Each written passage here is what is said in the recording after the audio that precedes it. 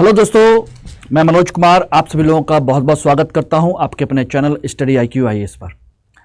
दोस्तों, आज मैं एक महत्वपूर्ण मुद्दे पर चर्चा कर रहा हूं उन सभी छात्रों के लिए जो 2025, 2026 या 2027 में अपनी तैयारी को अंतिम स्टेज तक ले जाना चाहते हैं और चाहते हैं कि वो सफलता हासिल करें। तो उस संदर्भ में इतिहास हमारे GS का और ऑप्शनल सब्जेक्ट के पॉइंट ऑफ व्यू से काफ़ी इंपॉर्टेंट पोर्शन है। तो आज मैं चर्चा करूंगा विश्व इतिहास को लेकर के कि विश्व इतिहास कैसे पढ़ा जाए। मैं ये भी चर्चा करूंगा कि विश्व इतिहास के कौन कौन से टॉपिक हैं, किस तरीके से हमें पढ़ना चाहिए और इसके सोर्स क्या होंगे, उन सभी चीज़ों के बारे में एक एक करके चर्चा करूंगा, जिससे कि आप लोगों को सही तरीके से सही नॉलेज आप लोगों को मिल सके। ठीक है ना। तो चलिए, सबसे पहले आपको मैं बता दूं ये विश्व इतिहास का सिलेबस है, लेकिन उससे पहले कुछ चीजें मैं आपको डिस्कस करना चाहता हूं सभी लोगों के साथ में। वो जरूर ध्यान दीजिएगा कि हमारे जो सिलेबस है, चाहे वो इतिहास GS का हो या ऑप्शनल सब्जेक्ट का, ध्यान रखिएगा उसमें जो इतिहास का जो पोर्शन है उसमें आपका भारतीय इतिहास भी है, भारतीय इतिहास, और दूसरी तरफ आपका विश्व इतिहास भी है। ठीक है ना। भारतीय इतिहास और विश्व इतिहास दोनों टॉपिक हैं, लेकिन लोग नहीं समझ पाते हैं कि भारतीय इतिहास और विश्व इतिहास में दोनों में क्या क्या अंतर है, क्या क्या चीजें हैं। अगर आप देखेंगे तो इतिहास के 3 कालखंड हैं, प्राचीन, मध्यकाल और आधुनिक। ये 3 पोर्शन हैं और ये तीनों पोर्शन GS में भी हैं, प्रारंभिक परीक्षा में भी हैं, मुख्य परीक्षा में भी हैं, और इतिहास वैकल्पिक विषय का जो सिलेबस है उसमें भी है। ठीक है ना। कॉमन टॉपिक है दोनों में, कोई प्रॉब्लम नहीं है।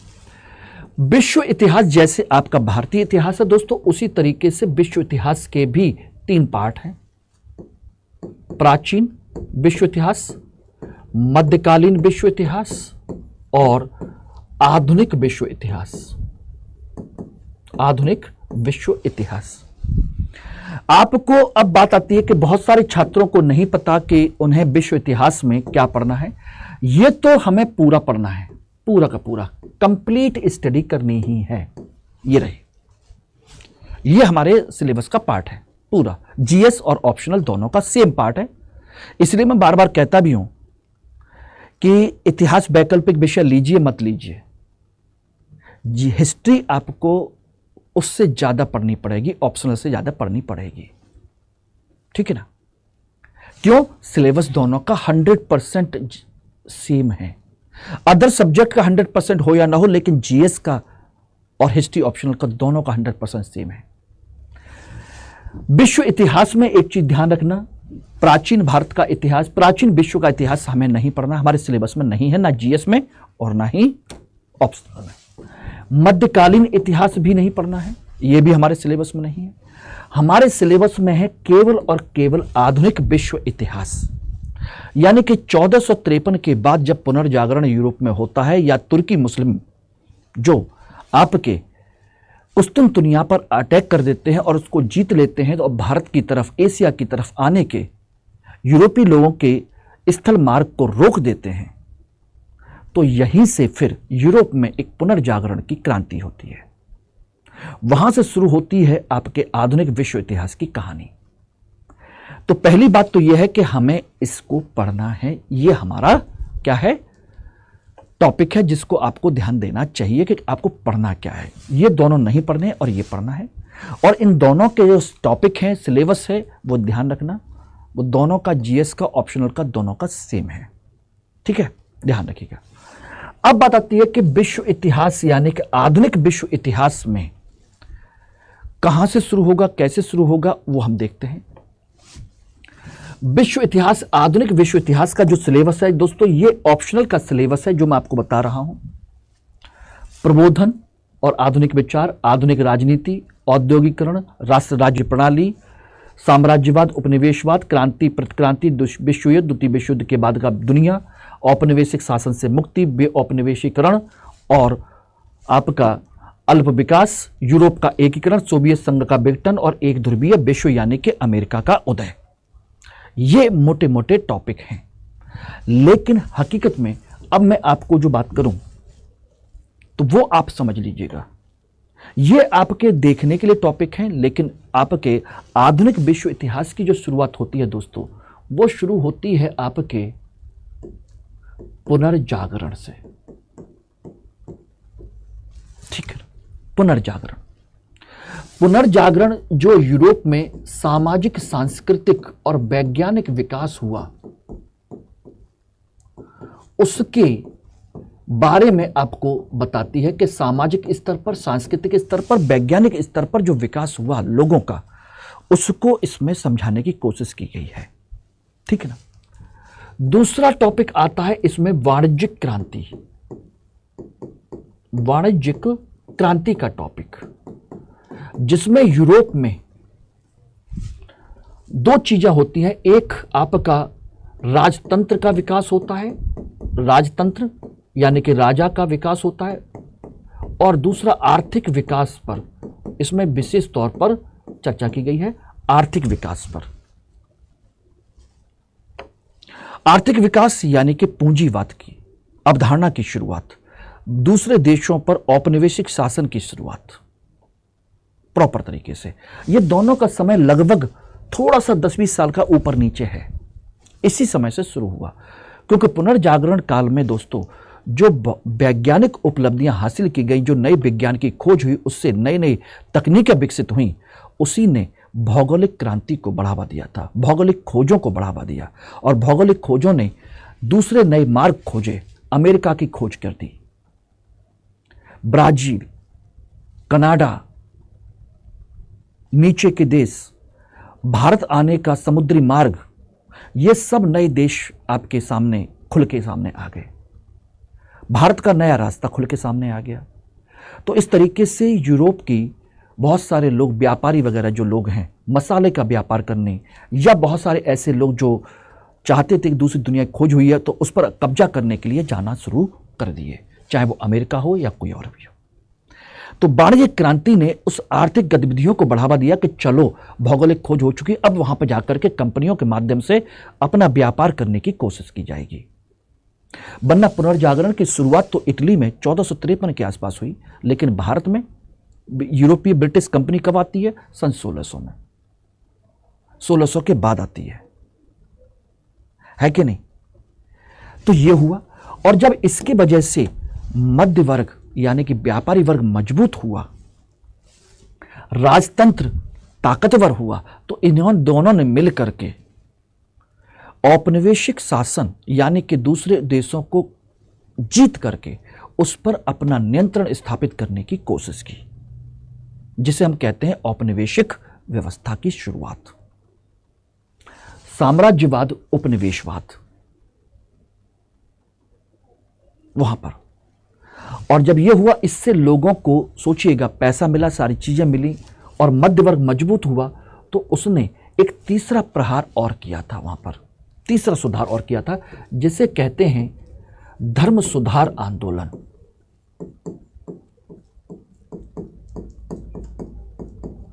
धर्म सुधार आंदोलन। यह राजतंत्र सोचिएगा उस समय चर्च और पोप के अधीन है, राजा भी। पूरे इंग्लैंड में, पूरे यूरोप में कैथोलिक धर्म का, कैथोलिक चर्च का बड़ा प्रभाव है और वो भ्रष्टाचार का गढ़ बन चुका है।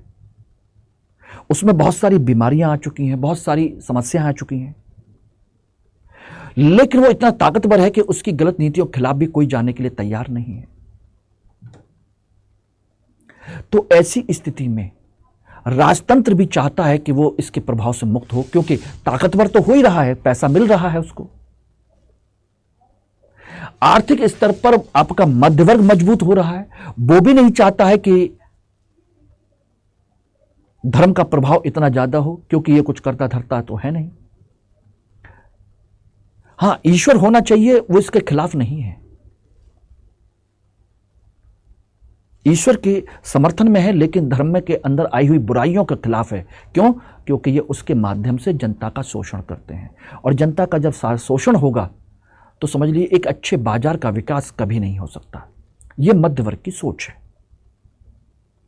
इसलिए धर्म सुधार आंदोलन की शुरुआत हुई, और इसको शुरू करने वाला था Martin Luther king. Martin Luther king नहीं, मार्टिन लूथर, जिसने अपने चर्च के खिलाफ ही विद्रोह खड़ा कर दिया, और धीरे धीरे उसके जो विरोध की बातें हैं वो पूरे जर्मनी में और धीरे धीरे सनह सनह पूरे यूरोप में फैलने लगी, और उसको जनता ने, राजाओं ने, सब लोगों ने संरक्षण देना शुरू कर दिया। तो इस तरीके से धर्म सुधार आंदोलन शुरू हुआ, कैथोलिक धर्म के खिलाफ प्रोटेस्टेंट धर्म की शुरुआत। और जब यह हुआ तो इसने धर्म में सुधार किया, धर्म में सुधार किया। तो अब आप देखिएगा, यहां पर सामाजिक, सांस्कृतिक, वैज्ञानिक प्रगति है, यहां पर आर्थिक प्रगति है, राजतंत्र का विकास है, या धार्मिक सुधार है। चौथी जो घटना होती है इसके बाद में, ये एक ही पार्ट है, इसी का एक हिस्सा है, और वो कहलाता है प्रबोधन।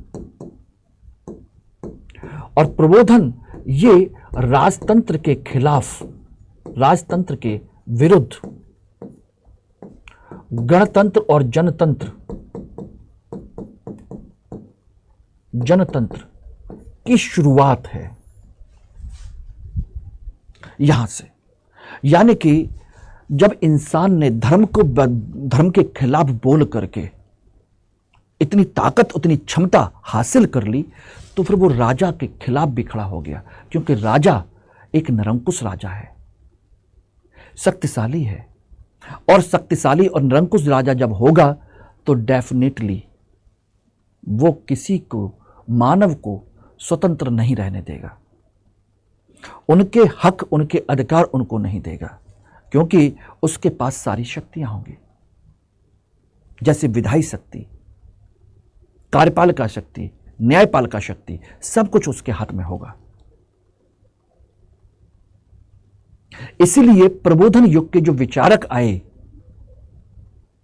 उन लोगों ने उनकी सारी चीजों का विरोध किया, चाहे वो रूसो हो, कांट हो, एडम स्मिथ हो, और भी बहुत सारे विचारक हैं जिन्होंने निरंकुश राजतंत्र का विरोध किया, गणतंत्र और जनतंत्र का समर्थन किया।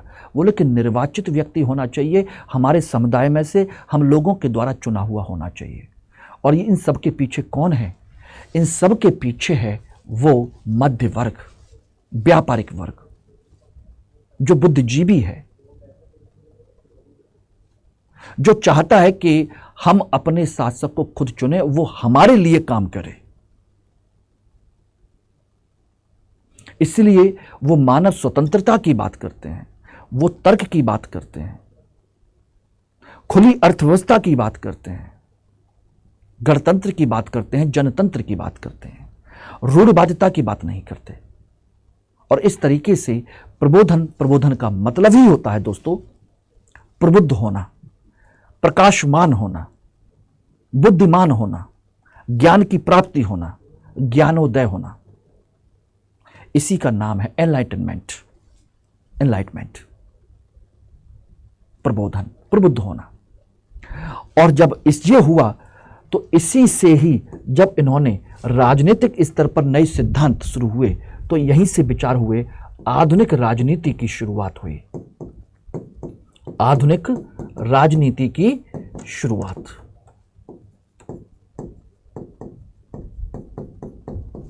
यही है आधुनिक राजनीति की शुरुआत।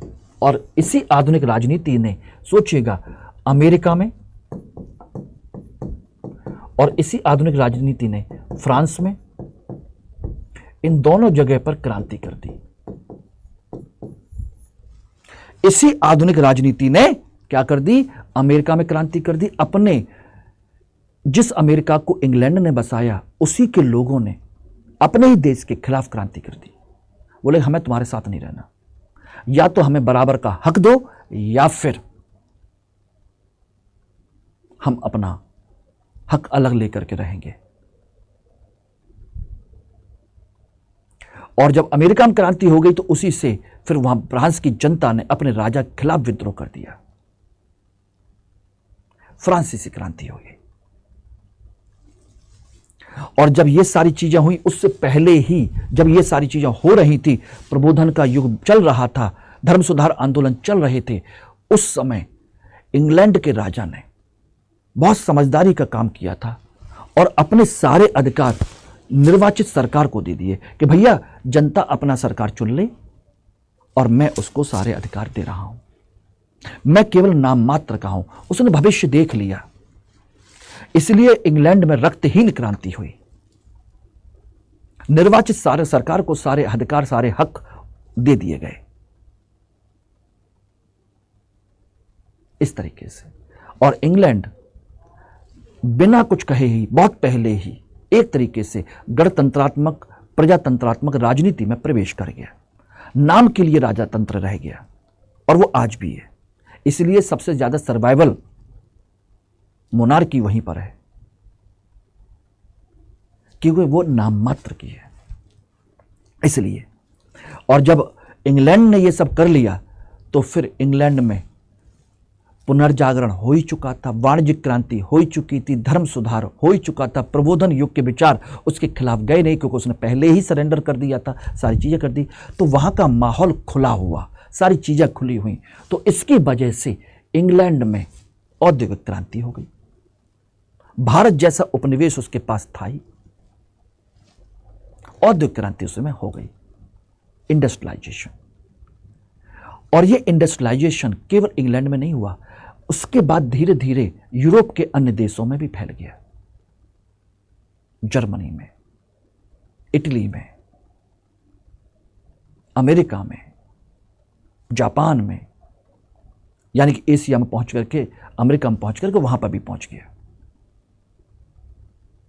और जब ये सारी चीजें होने लगी तो उसके बाद शुरू हुआ आपका राष्ट्र राज्य प्रणाली, एक राष्ट्र बनना, इसी प्रबोधन के युग के माध्यम से कि भाई अपना गणतंत्र, अपना देश, अपनी व्यवस्था, तो सारे राज्य मिलकर के एक राष्ट्र बनाइए। और इसी ने इटली और जर्मनी का एकीकरण कर दिया।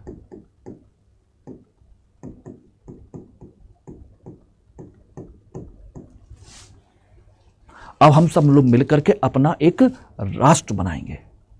तो छोटे छोटे राज्यों ने मिलकर के अपना एक राष्ट्र बनाना शुरू कर दिया। यही था वो इटली और जर्मनी का एकीकरण। और जब इटली और जर्मनी का एकीकरण हो गया, बड़े राज्य बन गए और इंडस्ट्रियलाइजेशन हो ही गया, तो फिर इंग्लैंड ने दूसरे देशों पर जो कब्जा किया हुआ था उसको तो उसका लाभ मिल रहा है। और इटली जर्मनी के एकीकरण के बाद औद्योगिकरण हुआ, तो उसके बाद क्या हुआ, उनको भी अपना माल बेचने के लिए बाजार चाहिए, उनको भी कच्चे माल का स्रोत चाहिए। तो बस इटली और जर्मनी कूद गया किसमें, विश्व व्यापार में, उपनिवेशवाद में, दूसरे देशों पर कब्जा करने में। तो यहीं से शुरुआत होती है साम्राज्यवाद और उपनिवेशवाद की। और यहीं से फिर इन लोगों में लड़ाई झगड़ा शुरू होता है। इंग्लैंड में, फ्रांस में, इटली में, जर्मनी में, इन सभी में लड़ाई झगड़ा शुरू होता है, संघर्ष शुरू होता है। और ये संघर्ष ही आधार बन जाता है किसका, विश्व युद्ध का, पहला और दूसरा विश्व युद्ध। पहले विश्व युद्ध का यही आधार बनता है। तो दोस्तों एक चीज ध्यान रखिएगा कि विश्व इतिहास सही मायने में एक कहानी है, एक सीक्वेंस है। नाम थोड़े से भारत से अलग हो सकते हैं, इसलिए थोड़ा सा लोगों को अलग लगता है, लेकिन एक कंसेप्चुअल हिस्ट्री है कि कैसे कैसे कौन कौन सी घटनाएं हुई, किस तरीके से घटनाएं हुई, क्या हुआ, किसके पीछे क्या हुआ। इस तरीके से कहानी के तौर पर इसको पढ़ते जाइए, डेफिनेटली आपके दिमाग में इतिहास घुस जाएगा। और इसमें कोई फैक्ट्स नहीं पढ़ने हैं, नो फैक्ट्स, इसमें कुछ नहीं पढ़ना है, सिंपल सा अपना काम करना है कहानी के तौर पर। यही आपको जीएस में करना है, यही आपको इसमें करना है, ऑप्शनल में। और एक चीज आपको और बता दूं, ध्यान रखिएगा दोस्तों, जीएस की हिस्ट्री जो इतिहास है, जीएस के इतिहास में आपको प्री में आपको दो चीजें पढ़नी है, कंसेप्ट और फैक्ट्स। फैक्ट, कंसेप्ट और फैक्ट, ठीक है ना, ये दोनों पढ़ने हैं। और मेंस में पढ़ना है ओनली कंसेप्ट, ठीक है। और ऑप्शनल में पढ़ना है सिर्फ और सिर्फ मेंस वाला जो टॉपिक है उसमें ओनली कंसेप्ट, और कोई भी एक भी टॉपिक बिल्कुल अलग नहीं है, कहानी के तौर पर है। तो ये जो टॉपिक है यही सेम टॉपिक ये रहा, इतना ही करना है। अगर आपने रियली में जीएस का इतिहास पढ़ लिया है तो उसमें से 10 से 20% थोड़ी गहराई के साथ विश्लेषण करना है, सिर्फ, और कुछ नहीं चाहिए। टॉपिक वही है, थोड़ी गहराई के साथ पढ़ना है। ये वाला पोर्शन आपको पढ़ना ही नहीं है। अब बता दीजिए मुझे, ऑप्शनल का सिलेबस ज्यादा है या जीएस का सिलेबस ज्यादा है? ऑप्शनल से जीएस तैयार होगा या जीएस से ऑप्शनल तैयार हो जाएगा? थोड़ी सी मेहनत और हो जाए तो हमें फैक्ट तो पढ़ना ही नहीं है my dear, no read fact, केवल इतने पोर्शन से, और एक भी टॉपिक कम या ज्यादा नहीं है। जबकि अदर सब्जेक्ट्स में आप देखेंगे, चाहे वो ज्योग्राफी हो, पॉलिटी हो, या कोई अदर सब्जेक्ट हो, उसमें आपको कम से कम 1/3 सिलेबस और हो सकता है 50% सिलेबस अलग मिले। इतिहास में आपको सिलेबस बिल्कुल अलग नहीं मिलेगा, 100% कॉमन सिलेबस है। इसलिए मैं कहता हूं कि हिस्ट्री ऑप्शन लीजिए मत लीजिए, जीएस में उससे ज्यादा पढ़नी पड़ेगी। और जब जीएस में उससे ज्यादा पढ़ना है तो हिस्ट्री ऑप्शनल क्यों नहीं ले लेना है, क्यों ना तैयार करें उसी से। और जीएस के जो मेंस के क्वेश्चन आ रहे हैं वो एडवांस लेवल पर आ रहे हैं, ऑप्शनल के लेवल के क्वेश्चंस आ रहे हैं। तो फिर आप खुद डिसाइड कर लीजिए। कहानी के तौर पर पढ़ते हुए जीएस के सिलेबस से ही बस 10 से 20% जो पढ़ना है वो गहराई के साथ, गहराई के विश्लेषण के साथ पढ़ना है, जो आपके जीएस में संभव नहीं है। इसलिए जीएस में नंबर नहीं आते। तो ऑप्शनल की तरह पढ़ के जाइए और जीएस में नंबर उठाइए। बस केवल फैक्चुअल पोर्शन आपको अलग से पढ़ना है, अब काम हो जाएगा। और बढ़िया तरीके से जीएस में भी नंबर आएंगे और ऑप्शनल में भी नंबर आएंगे डेफिनेटली। और कहां दिमाग में बिल्कुल एक सिंपल सी कहानी के तौर पर उसको दिमाग में सेट कर लीजिए, लिख के आइए, नंबर यूं आएंगे, मैं डैम श्योर बोल रहा हूं, ठीक है ना। तो अगर इस तरीके से आप चाहते हैं तो आप लोग अभी मेरे साथ 2025, 2026, 2027 किसी भी बैच के लिए आप हमारा दिसंबर बैच मेरे साथ ज्वाइन करिए। और 24 तारीख तक इसमें एडमिशन लेने की अंतिम तिथि है। और डेली दोपहर में 1 बजे क्लास होती है, जिस समय सब लोग खा पी करके आराम करना पसंद करते हैं, उस समय अपना ऑप्शनल निपटा दीजिए। 2.5 घंटे की क्लास होती है, आराम से उसको पढ़िए, तैयार कर लीजिए। और इसमें एम के लाइव कोड यूज करेंगे तो घर बैठे आपको 14,999 रुपए में यह कोर्स मिल जाएगा मात्र, जिसमें आपको मैं क्रक्स प्रोवाइड कराऊंगा, यानी कि मैटर प्रोवाइड कराऊंगा। मैं क्लास में ही सारी चीजें नोट कराता हूं। क्लास रहेंगी और टेस्ट सीरीज रहेगी, वो इंक्लूड है इसमें, ठीक है ना। और आपकी वैलिडिटी कम से कम 1.5 से लेकर 2 साल तक की वैलिडिटी है। और मेरे साथ तब तक आप रहेंगे जब तक आपका प्रॉपर सिलेक्शन नहीं हो जाता, तब तक आप मेरे साथ जुड़े रहेंगे, मेरे साथ टेलीग्राम ग्रुप से, पर्सनल नंबर से, हर तरीके से। और मैं आपके साथ तब तक आपके लिए मेहनत करूंगा जिससे कि आप लोगों के मार्क्स उस लेवल पर ना आ जाएं। और दोस्तों, ये बैच जो स्टार्ट हुआ, जस्ट 1 क्लास हुई है और ये क्लास अभी विश्व इतिहास से शुरू हो रही है। जस्ट अभी प्रबोधन वाला टॉपिक अभी हमने जस्ट स्टार्ट किया है, फर्स्ट टॉपिक। तो जल्दी कीजिए, इस बैच को ज्वाइन कीजिए और अपने मार्क्स को इंप्रूव कीजिए मेरे साथ, यानी कि मनोज सर के साथ, ठीक है ना। कोड MK लाइव लगाना भूलिएगा मत। ये मेरा टेलीग्राम कॉन्टैक्ट डिटेल है, ये रहा बारकोड, इसको आप लोग स्कैन करके मेरे ग्रुप को ज्वाइन कर सकते हैं। और ये मेल आईडी और कॉन्टैक्ट नंबर है।